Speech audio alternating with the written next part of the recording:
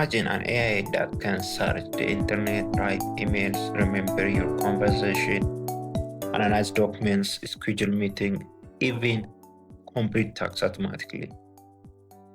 Not just answer questions, actually do things. This is what AI agents are. And in this course, I'm gonna teach you how to build them from scratch. Hey everyone, welcome to this course. In this series, we are going to learn AI agents step by step in a simple and practical way.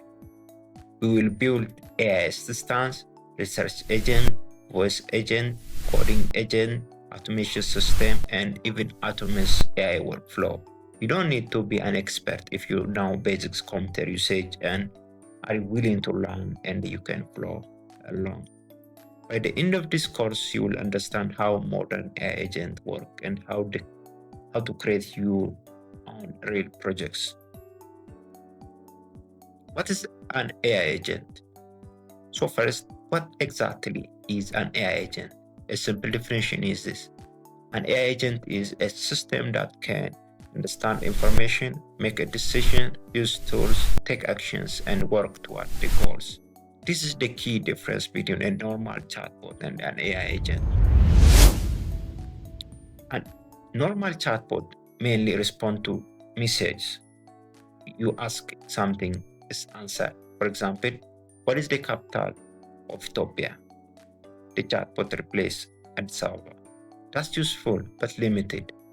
Now let's look at the AI agent. Suppose you say, check tomorrow weather and email me if it will rain. Now the AI is not just answering. It needs to search weather data, understand the forecast, remember your request, and wait until tomorrow and send an email automatically. This is an AI agent. It can act. Why AI agents are important? This is why AI agents are become such a huge topic right now.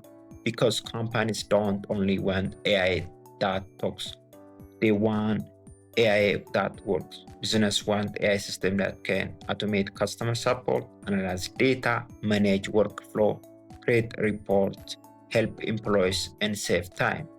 AI agents are basically become digital worker. The four main parts of an AI agent. Now let's understand the main building block of an AI agent. There are four core parts. The brain, the first is the brain. Usually this is a large language model, like also called an LLM. Example including model from Openai, Anthropic, and Google. The brain helps the agent understand the language, reason, plan, and generate a response. Think of this as the thinking systems. And part two, memory. Second is a memory. Memories allow the AI to remember information. There are two common types, short-term memory and long-term memory. This in short-term memory, this remember the current conversation. In long-term memory, this store information from later use. For example, your preference, previous tasks, project information, or important note. Without memory, the AI forget everything every time. And third part are tools. These are where AI agent become a powerful.